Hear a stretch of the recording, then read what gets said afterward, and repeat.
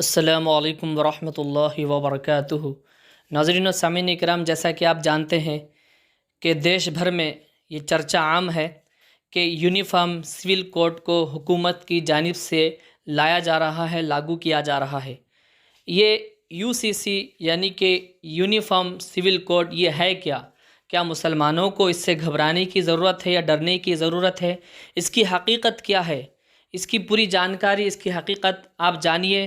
پنجاب شاہی مسجد کے امام صاحب کا ایک بیان آیا ہے، انہوں نے اس کو بیان کیا ہے اپنے انداز میں، اس کے سارے حقائق کو بیان کیے ہیں، وہ ساری حقیقتیں آپ جو ہے ان کی زبانی سن لیجئے۔ ایک عالم دین ہے، حق بیانی کیے ہیں، اس پر ہم کو عمل کرنا چاہیے۔ یہ کیا ہے یونیفارم سول کوڈ، اس کی حقیقت کیا ہے؟ آپ لوگ آگے مزید اس بیان کو سنیں اور آپ لوگ زیادہ گھبرائیں نہ، پریشان نہ ہوں۔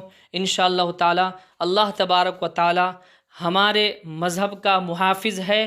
انشاءاللہ تعالی امن میں رہیں گے، امان میں رہیں گے، سکون میں رہیں گے، کیونکہ اللہ تبارک و تعالی مصیبت کے بعد ہی راحت عطا فرماتا ہے۔ اللہ تبارک و تعالی ہم سب کو انشاءاللہ تعالی کامیابی اور فتح عطا فرمائے گا۔ آپ اس بیان کو سن لیں اور آگے لوگوں تک اس بیان کو شیئر کریں۔ کہ میری اس گفتگو سے ملک میں کئی ایسے لوگ ہوں جن کو تکلیف محسوس ہو، لیکن گزشتہ 10-15 دنوں سے سوشل میڈیا پر، اخباروں میں آپ حضرات نے سنا ہوگا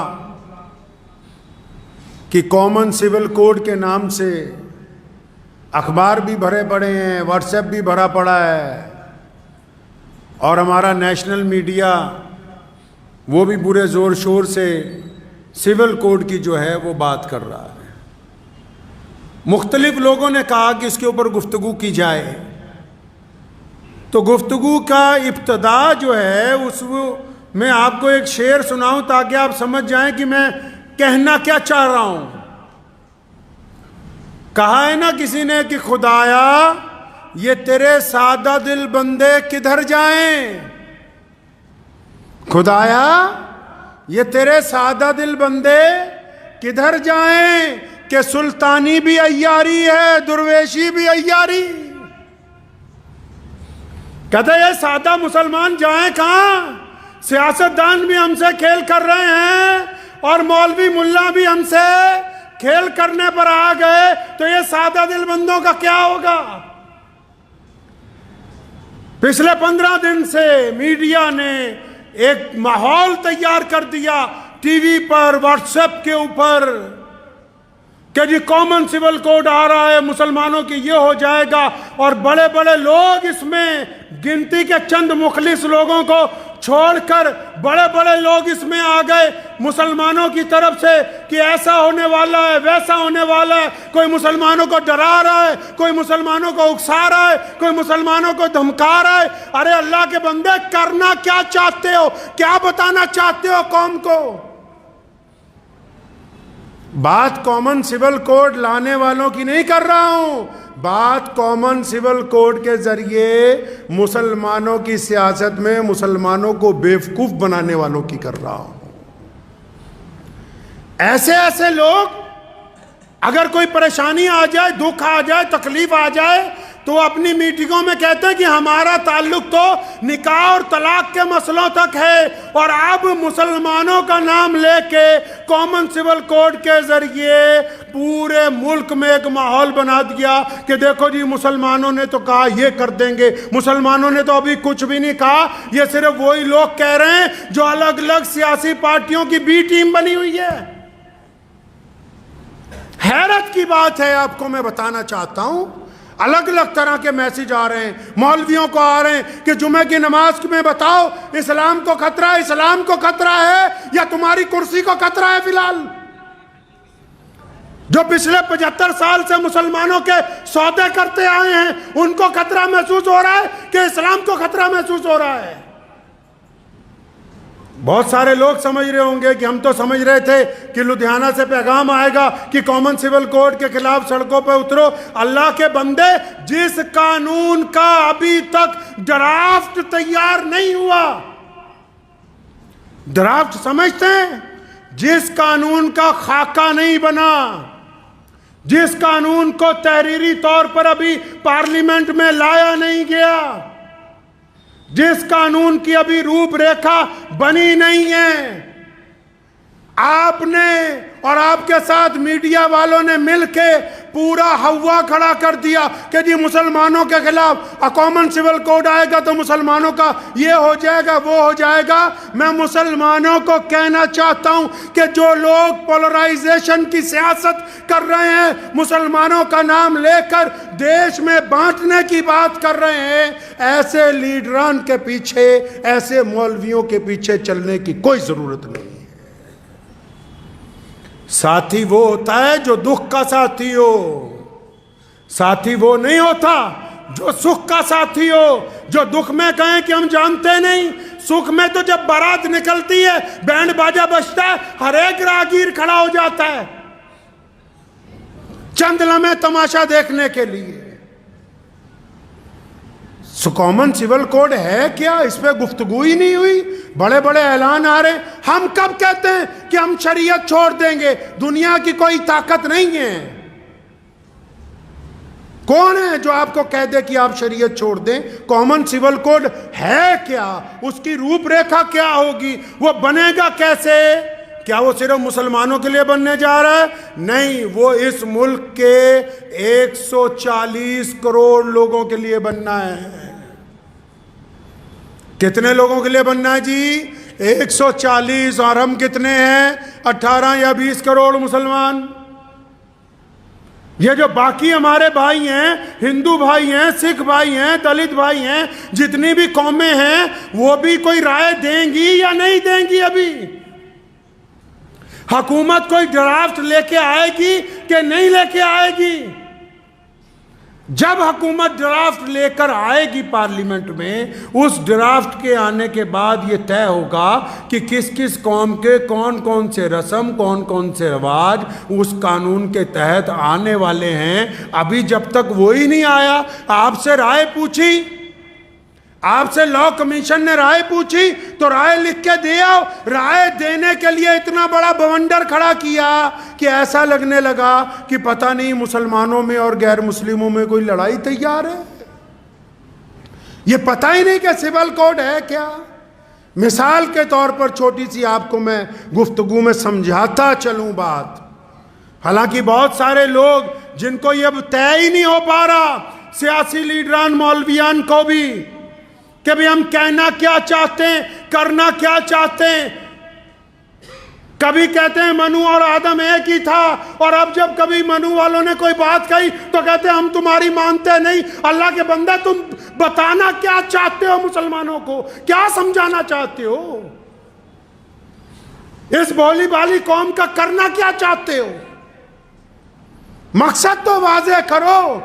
ایماندار وہ ہوتا ہے، چاہے وہ عالم ہو یا سیاستدان ہو، جو لوگ کسی کی پشت پناہی کے اوپر جا کر یہ کام کر رہے ہیں، اگر ان میں دم ہے تو باہر آ کے کہیں کہ ہم فلاں سیاسی پارٹی کے ساتھ ہیں۔ یہ کیا بات ہوئی؟ تم ساتھ بھی سب کے ہو، مخالف بھی سب کے ہو، چاہتے کیا ہو؟ مسلمانوں کے ساتھ کرنا کیا چاہتے ہو؟ اس میں ان سے گلا نہیں ہے۔ وہ کہتا ہے نا، تو ادھر ادھر کی نہ بات کر، یہ بتا کہ قافلہ کیوں لٹا، مجھے رہزنوں سے گلا نہیں، تیری رہبری کا سوال ہے۔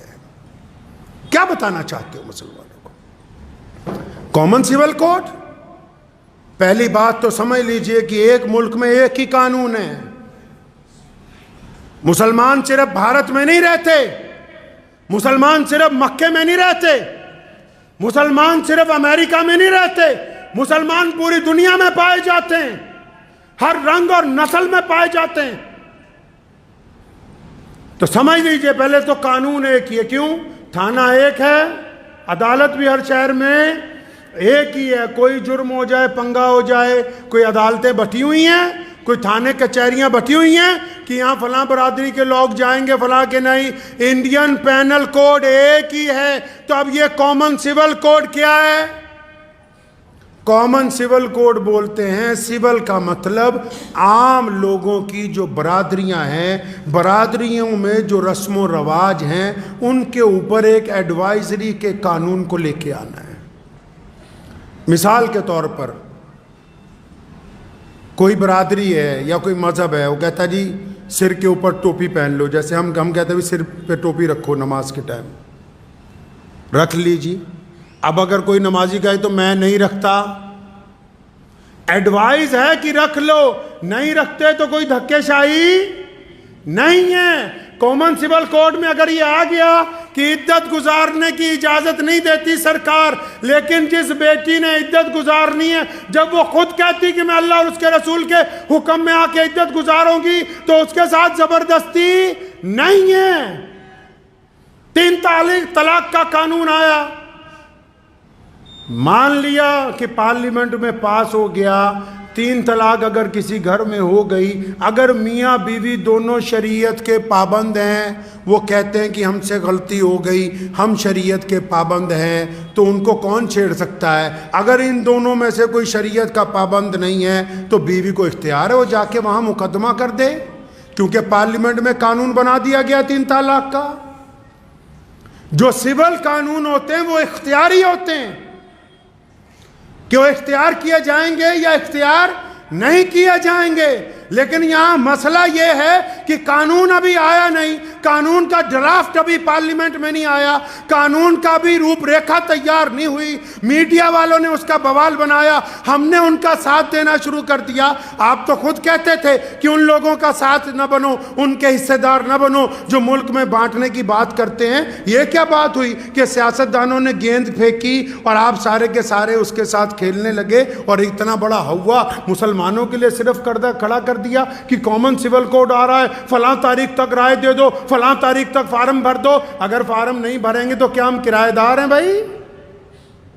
ہمیں نکال دیں گے کوئی؟ کرائے پہ ہیں؟ کون سی رائے دینے جا رہے ہو؟ اگر واقعی، میں بڑے ادب سے کہنا چاہتا ہوں، واقعی اگر مسلمانوں کا لیڈر بننا چاہتے ہیں جو لوگ اس ملک میں جو بار بار دعوے کرتے ہیں کہ ہمارے پیٹ میں مسلمانوں کا بڑا درد ہے، بڑی ہم تکلیف محسوس کرتے ہیں، ہمیں رات کو نیند نہیں آتی، تو میاں صاحب قوم کی قیادت صرف مسجد میں بیٹھ کے نہیں ہوگی۔ رسول اللہ کی سنت ہے اعلیٰ ترین دینی سیاست کو عمل میں لانا۔ اگر آپ میں واقعی قوم کا درد ہے تو 2024 کا الیکشن آ رہا ہے، اپنے علاقے میں جائیے، الیکشن لڑیے، ممبر پارلیمنٹ بنیے، کیونکہ جو باہر بیٹھ کے آپ پریس کانفرنس میں باتیں کرتے ہیں وہ سرکار تک صحیح طرح نہیں پہنچتی۔ جب آپ پارلیمنٹ میں بیٹھ کے اپنا دکھ درد سنائیں گے تو پھر سرکار بھی سنے گی، دنیا بھی سنے گی، اور اس کو سنانے کا کوئی فائدہ بھی ہوگا۔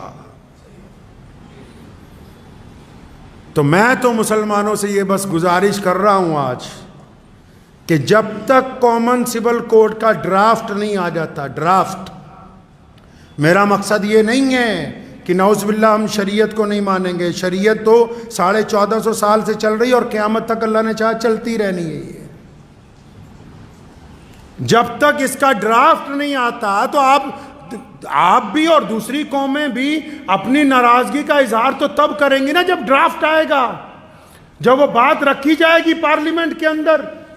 تو میں مسلمانوں سے یہ کہنا چاہ رہا ہوں، جو واٹس ایپ کھیل رہے ہیں وہ لوگ بھی، جو سوشل میڈیا پر لگے ہوئے ہیں، جو بانٹ رہے ہیں قوموں کو، جو نیشنل میڈیا کے اندر بیٹھ کے ہندو مسلم کھیل رہے ہیں، ان کو کہنا چاہتا ہوں کہ مسلمانوں کو اس ناپاک سیاست کا حصہ مت بنائیں، اور مسلمانوں کو بھی کہنا چاہتا ہوں کہ آپ اس ناپاک سیاست کا حصہ مت بنیے۔ جب ڈرافٹ آئے گا، ڈرافٹ میں اگر کوئی ایسی بات جو آپ کو لگے کہ وہ شریعت کے خلاف ہے، تو پھر اس ملک کے قانون نے آپ کو حق دیا ہے کہ آپ اپنا اعتراض درج کروائیے، آپ اپنی بات رکھیے۔ ڈرافٹ آنے سے پہلے کسی بھی ایسی سیاسی مہم کا حصہ بننے کی بالکل کوشش نہ کیجیے۔ دعا کیجیے کہ اللہ تعالیٰ مجھے بھی اور آپ سب کو بھی اس پہ عمل کی توفیق عطا فرمائے۔ وآخر دعوانا ان الحمدللہ رب العالمین۔